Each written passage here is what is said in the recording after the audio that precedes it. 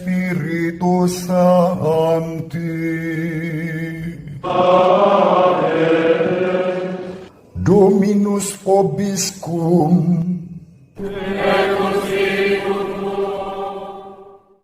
Sahabat peradaban kasih ekologis yang terkasih, selamat berjumpa dalam Renungan Harian bersama saya melalui channel ini. Saya berdoa panjenengan selalu sehat, tetap semangat, dan bahagia.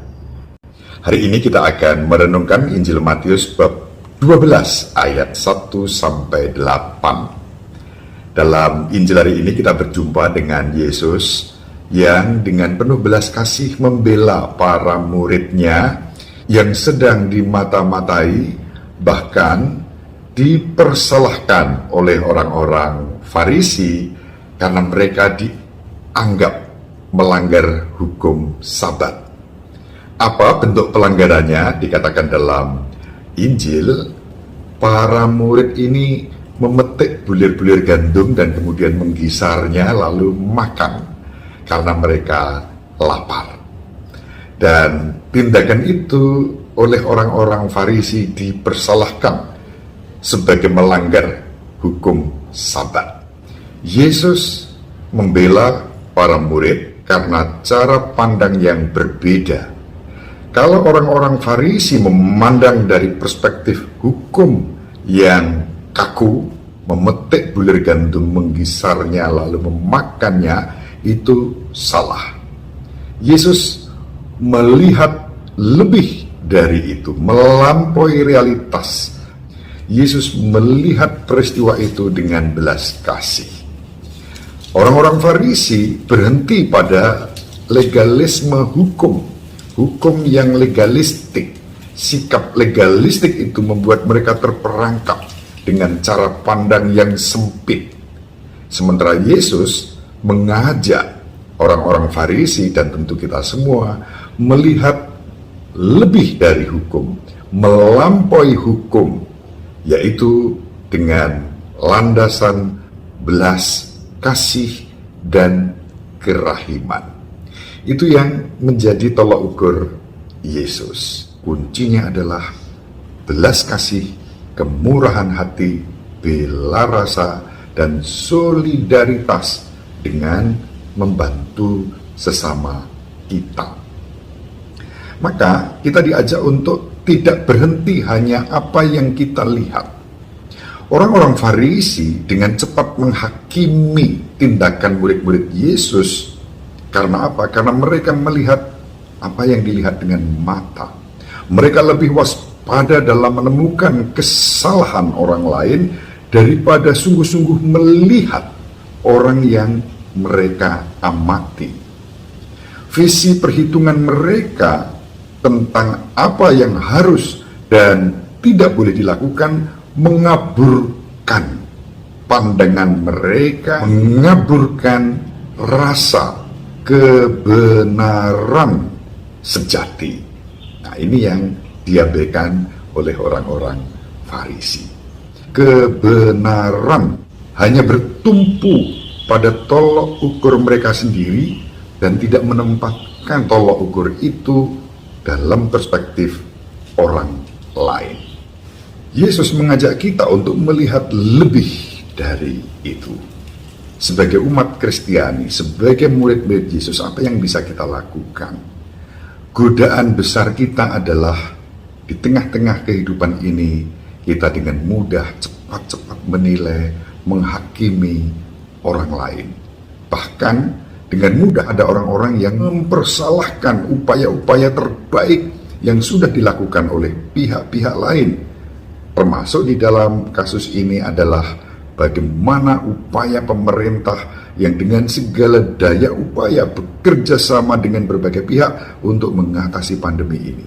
Tapi toh ada orang-orang yang menyebarluaskan hal-hal yang tidak benar, melawan dengan menyebarkan sesuatu yang isapan jempol, mudah untuk menggiurkan orang percaya tetapi tanpa dasar yang benar.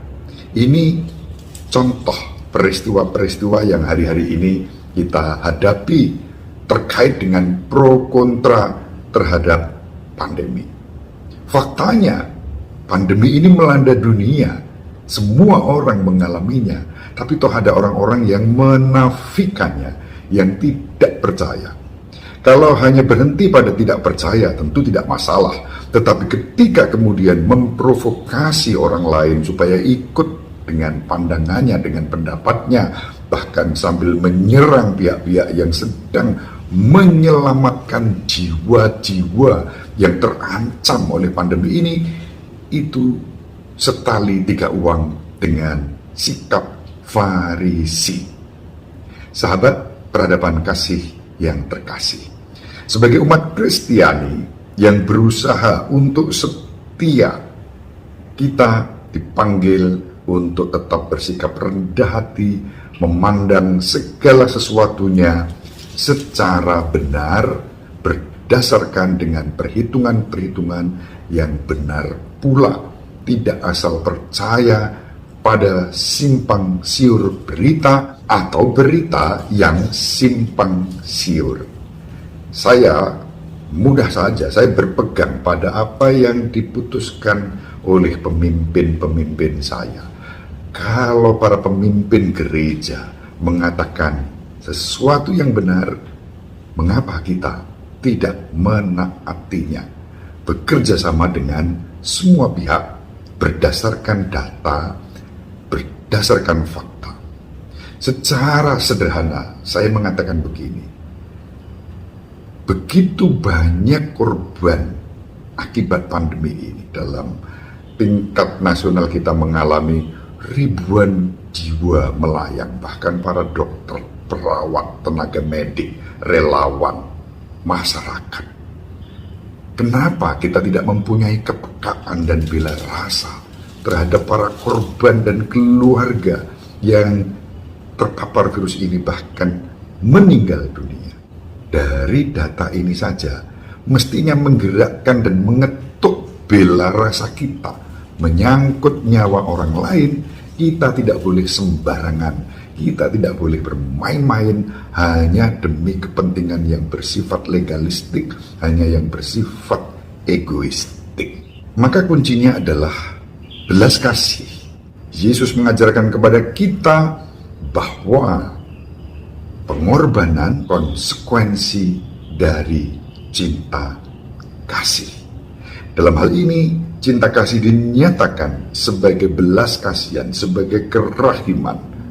Orang-orang Farisi kehilangan rasa akan esensi panggilan mereka sebagai penjaga hukum Tuhan, diciptakan untuk membantu keselamatan kita, bukan untuk terus-menerus mencari kesalahan-kesalahan siapa saja di antara kita yang ingin membela kehidupan yang sedang terancam oleh wabah atau pandemi ini.